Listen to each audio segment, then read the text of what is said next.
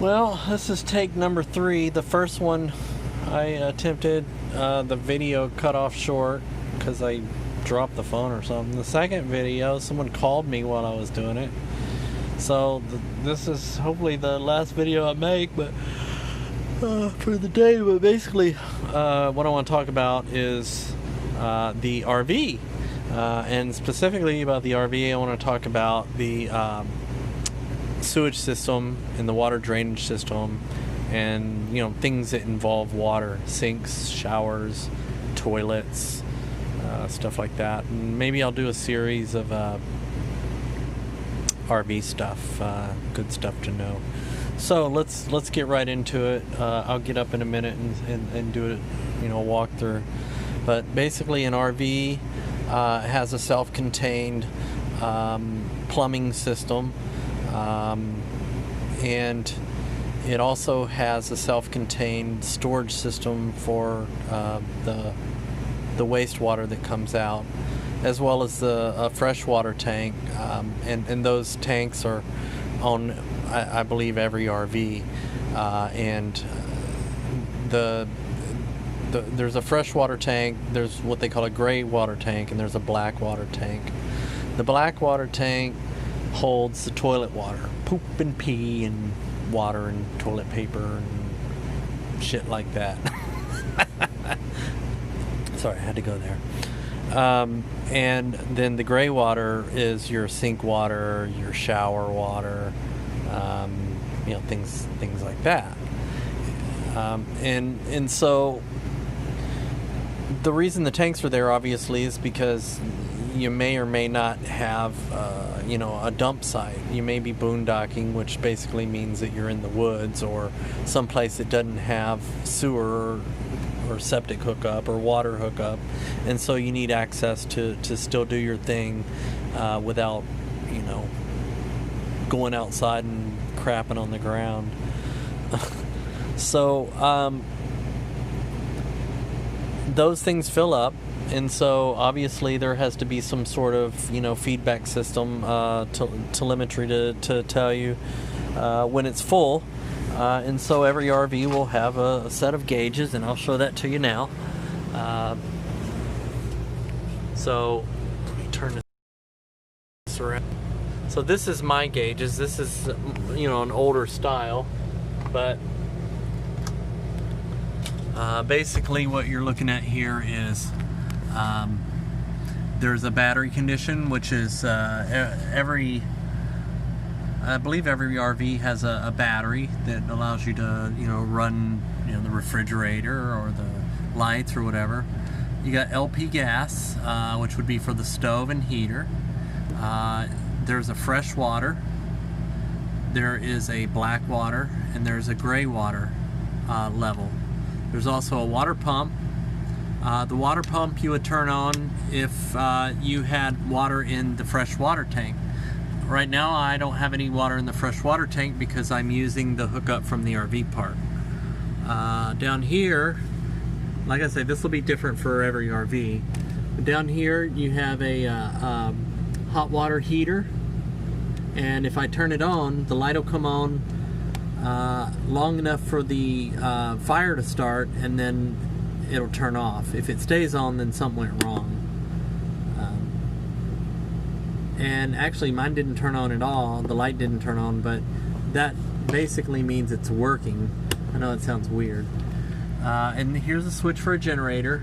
Now, pull behind campers usually don't have a generator, so mine is a motorhome, so it has a generator. But if you push down on it, it starts priming it, and then when it turns red, it's pretty much primed, and then you push up on it to start it. I won't do that because I'm already hooked up to the AC from the RV park. This is a gauge that tells you how many hours of life this generator's run. Right now it's sitting at 630 or 670 or something like that, 630, I don't know. And this is for my slide. So I'll show you the levels. Looks like my LP gas is at yellow, my black is at yellow, and my gray is at yellow. Once it hits red, I'll need to go empty those tanks out. So let me just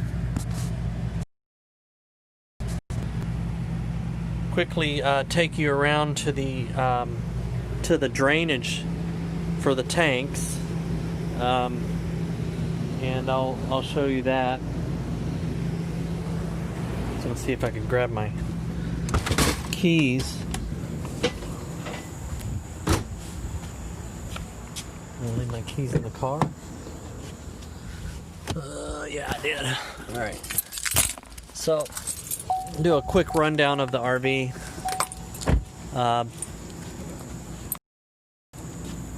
Right here, this is where the propane tank is housed. And you can see that's where they do the refilling. Inside here is where the hose runs into the tank. You can literally unhook that hose and take that plastic piece off. Right there, you can unhook the hoses there and hook it to a standard propane tank that you would put on your barbecue grill. It's this as a barbecue grill, and you can even go down and buy a 150-gallon tank or a 100-gallon tank, and that'll pretty much get you almost all the way through the winter. That 12-gallon tank that I have in there lasts me probably about 3 weeks to a month in the summertime, and that is if I don't leave the hot water heater running constantly. So I'm also going to open up this in here. Oh, it looks like I got myself a pet mouse living in here. And I'm guessing that they are going up into my ductwork, so I'll have to put a mouse trap in there and get rid of that problem. I don't know that I have it in here now because I haven't seen any mice, so this might be an old nest.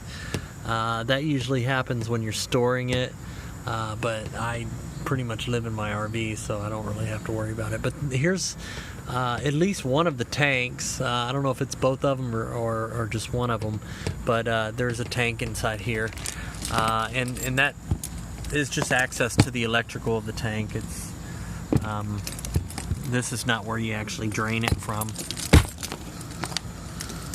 So, note to self,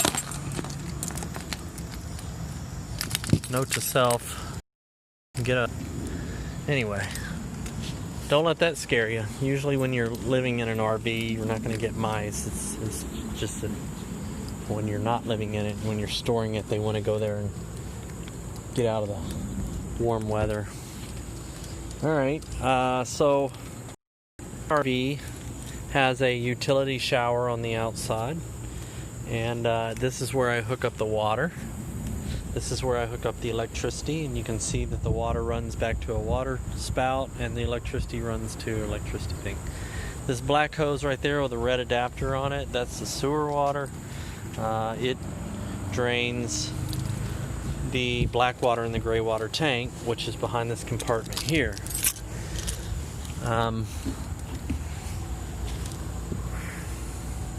So this is a slide. You can see how you can widen your living room by sliding out a slide. That's what that switch was for the slide. But here are the levers for the sewer water.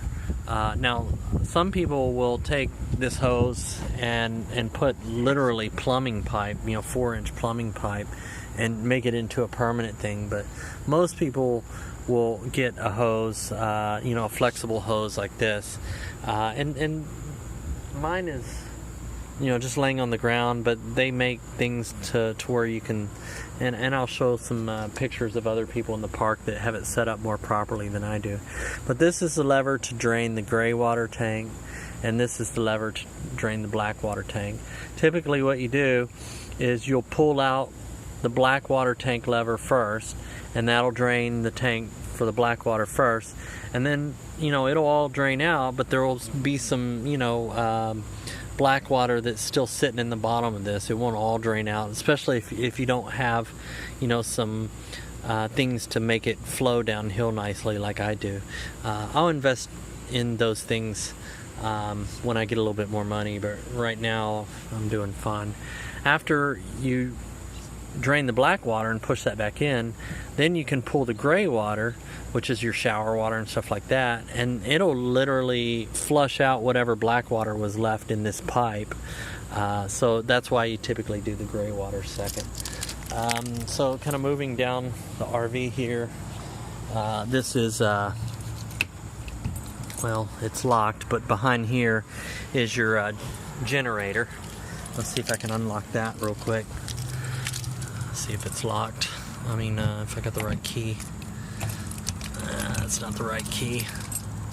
Try this one. And that's not the right key. There is no right key. There is no wrong key. Alright. I have no idea what's going on. Oh, there it goes. Just gotta jiggle it a little bit. So here's the generator here. It's got a cover on it. But if I were to take that cover off, nothing works there. You can see the generator. You can see that button down at the bottom there, next to the left of the yellow thing. There's a switch out there to where you can start it from out here too. So, and it has its own primer on it and stuff. So that's the generator. All right. And this down here is where the battery is. So that's what runs the lights when you're not on electricity. So another thing is, let's see here. I'll turn that around. You can see that the water from the air conditioner is dripping off the left-hand side of my RV. My RV isn't leveled, and usually when it's level, the water will kind of drain off both sides, and then it'll kind of come down this awning, and then I have the awning kind of higher on one side than the other so that it will drain down into the yard.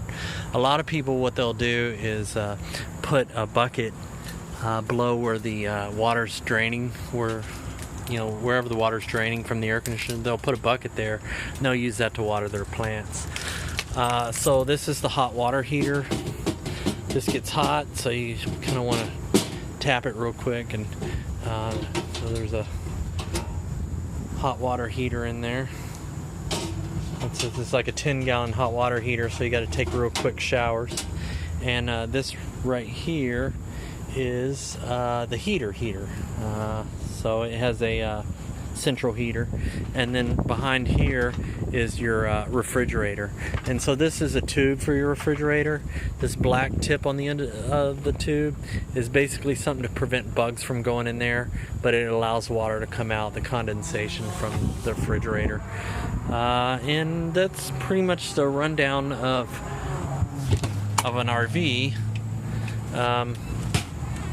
Now I might do future RV instructionals if I feel so hunky-dory about it. Like, I'm sure I could think of some things like how to put in and take out an old style awning or whatever. So last thing I'm going to show you before I go is how to operate the toilet. So this is your typical RV toilet. It's rather small. You'll notice that there's no water tank in the back. You'll also notice that there is no water in the bowl, and that's by design because they don't want you driving around and splashing water everywhere. So what you want to do before you use the restroom, usually what I do is I'll fill the bowl with water, and you do that by pulling this lever halfway. And I want to put some water in there, right? And then I'll do my business, and then I'll pull all the way like that, and it flushes down. I usually give it some extra water, especially if I'm hooked up to the public water. I'd rather put a lot of extra fresh water in there to dilute whatever goes down there.